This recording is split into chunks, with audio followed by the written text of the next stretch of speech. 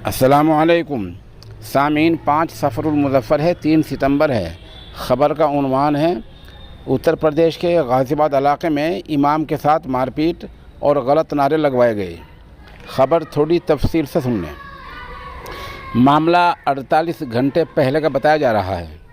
उत्तर प्रदेश के गाज़ियाबाद में 2 मुस्लिम नौजवानों की पिटाई की गई है। इनमें से एक इमाम साहब हैं और दूसरा कपड़ा फरोश है।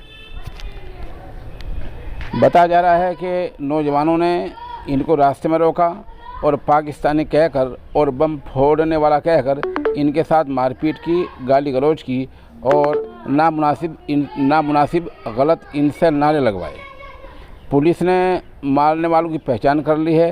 एफआईआर दर्ज हुई है और इस मामले में सनी और सचिन नामी नौजवानों को गिरफ्तार कर लिया गया है।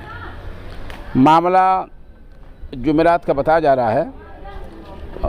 ये इलाका है गाज़ियाबाद का मोदी नगर और वहाँ भी सोंदा इलाका है जहाँ ये मामला बताया गया है। इसका एक वीडियो भी वायरल हुआ है, जैसे कि आप वीडियो में देख रहे हैं कि इमाम साहब को नौजवान